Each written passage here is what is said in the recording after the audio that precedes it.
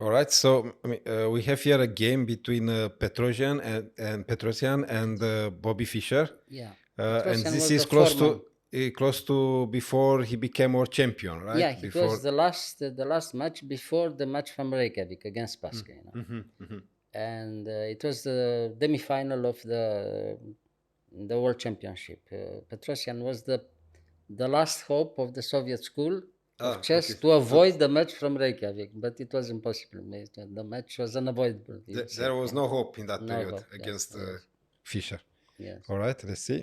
So e4, c6, d4, c5, takes. And Petrosian now usually Petrosian was black, yes, with against he black. played Caro-Kann, and Fischer played like this because avoids the main line. I mean, he doesn't want to play the main line, which is very well analyzed.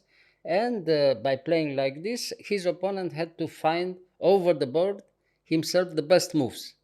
And you'll Mhm. see, he tries to come into a very complicated position, avoiding the home analysis from the Soviet But the main line team. was with. Well, the main line is to play immediately knight c3 or knight d2, and the main line from Caro-Kann. Mhm, Or mhm. after taking in d5 to play the move c4 with the pan of attack. But this Mhm, is something different, mhm. completely different. Knight f6, bishop f4. Now the move order also is very important because if in this kind of position we play immediately knight f3, after bishop g4, black equalizes. He has time to give the bishop for the knight, and it's very almost impossible to break the defense. I mean, he tries to have almost the same possibility, but the knight from f3 doesn't have the possibility to be exchanged with the bishop g4, which gives equality for black. Like this, he avoids, by this move order, he avoids the main variation, and he has a small edge. And we'll see what happens later on in the game. Bishop f4. And also a little surprise for Well, a small his opponent, surprise. Small a small surprise. Yeah. surprise. Okay, bishop g4 still. Now queen b3, knight a5 check. It seems black is all right. Bishop d7. Now he moves back to c2. Okay. It seems that he lost the tempo, Yeah.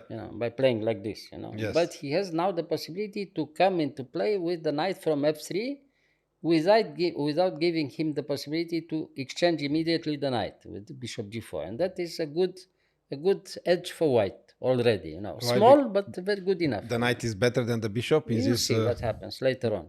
All right. He Okay. tries to come immediately knight f3 and later on knight e5 with some good possible tactical advantage for white. Knight f3, queen b6. He plays very actively on the queen side. At the first glance, it's okay for black. Black has already a good game, but it's complicated. It's not so easy. A4, very unclear after a4, because it seems that black has already very good counterplay, with the weakness from b3, coming with the queen in b3 or with the knight. But after knight in b3, rook a2, white is okay, is better, castle later on, and you can't keep the position from this knight in b3. I play simply, for instance, knight b d2 or something, and you have to go away with the knight, and I am better with white. So In all if the knight positions. comes here, you can. Yeah, I move. If he comes to b3, rook a2. Rook a2, of course, I don't give the Yes. rook. And I have time to castle, and later on, we play a normal game, with a Yes. small advantage for white. Rook c8, okay. Rook c8 is good. Knight bd2. But now you don't have anymore the possibility to come immediately with knight in b3. Now white is again better, but you have to be careful because your opponent wants to play immediately knight b4, and finally black is okay if he has time to play knight b4. Yes. So So comes with knight very before important, yeah. because there is the pin. Yeah, it's a pin, and You lose he the has bishop. time to take the bishop. It's very important. And now it's a very good move for white. Queen b1, yes. Queen b1. Now it's clear. White is better. Knight h5. He is not content with his position, and knight h5 is a provoking move, but that helps white. That helps white, not black. Black. At the first look, it's good. Knight h5 is okay, but white has the intention to come into play with the bishop in e3 anyway, and later on to play anyway knight e5. Advantage in every position. So after the opening, white is clearly better. Bishop e3, h6, knight e5. Okay. Now if you take in e5, is unpleasant because later on you have some trouble with the knight from h5. I'm threatening already g4, in some kind of position. You have to be very careful. See? There is no space left Yeah, to you have retreat. no possibility to go back. So he Yes. goes back now. You see? Yes. All right, h3, bishop d3. It seems everything is good enough for black. Yeah. But now he has time to castle because you can't take the in e5 to, it doesn't have to take the pawn. You lose at least a piece if you take in e5. You see, knight takes e5, d takes e5. I attack the queen, the knight, and the bishop. You lose a piece. Yeah. So you don't have possibility to take immediately, and then the position is clearly better for white.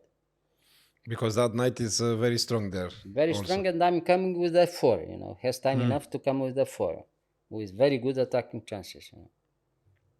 So king f8 is a little bit strange. The moves the king there, and now Why not the castle? Because he wanted to keep after the castle again is very unclear because white has a very good possibility to attack the king. If you castle, for instance, he has probably the time to play f4. He takes in e5. He takes in e5. Bishop takes e5, and now he moves finally the king somewhere. And when you retreat the bishop, he has time to take in h6, and he destroys the defensive position of on the king side. If it's too quick, we'll have to show. You see how it is. Okay, Now so f4, for instance, if you castle. if you castle, If you okay. castle, for instance, f4. Yes. Let's say, f4. Yes. Yeah. It's also very good to play the other knight to f3. It's also good. But in this position, for instance, f4, knight takes, f takes, bishop takes. Yeah. And now, for instance, I move the king somewhere. King h1. Yeah. And now you move again your bishop to d6. Yeah. And now I have time to take in h6. And it's very unpleasant. What do you do now? Yeah. You have to take because and after rook takes, it's finished. Yeah, the The position attack is is coming, No, yeah. terrible position. So that was the immediate threat from white, So after king f8, we have some different kind of position, but very unpleasant for black also, f4, yes. Bishop e8, that was the last hope. I mean, to have a defensive, very good defensive position and wait to see what happens, Yeah. Bishop f2, very strong move. And now he gives you the possibility to move something, queen c7. It seems it's all right, But after queen c7, he gives a pawn later on for very strong initiative, you see. Yeah. Bishop h4, bishop knight g8. Well, knight g8, it seems that he can hold the position, White has to move, and he gives a pawn for initiative and f5 at the right moment. Okay, you have to take, he takes and takes. And he takes in e6. Okay, he regained the pawn, and the attacking position is very unpleasant for black because you see the king from f8 now is under attack somehow. You have to be very careful, not to lose immediately in a few moves. Bishop f6, probably the best move. Yeah. Takes. Well, and now knight f3, of course. If you take in h4, the attack is crashing again, But what can you play? You have to play something, So he takes, and knight f6. Finally, he was able to come into play again with the knight, you see. He plays knight f6. So the first part of the game is finished. White is clearly better, but he has to show his opponent why and how. And knight g6, he accepts the fact that he can trade another piece, but the attack continues, The attack continues because the king is in a very unpleasant position again, So you have to take in g6. Now he takes. Now it's clear that the bishop from g6 is much better than the other knight from f6. And he threatens again very quickly rook e1 check or rook d1, and the other rook is check in e1. And Yeah. the It's king not, is, very not easy. unpleasant position. Yeah. So king d8, man. Okay. The last hope, and to go away with the king, Yeah. And now rook f8. And now it seems that more or less black can hold the position somehow. Only 2 steps to get with the king. And Maybe now very unpleasant move maybe again, here. queen e5. Queen e5 is fantastic move. Well, very simple again, but you have to show your opponent and the others why you are much better and how can you win. You see? Now the threat again is very, is very simple but very effective. What can you play?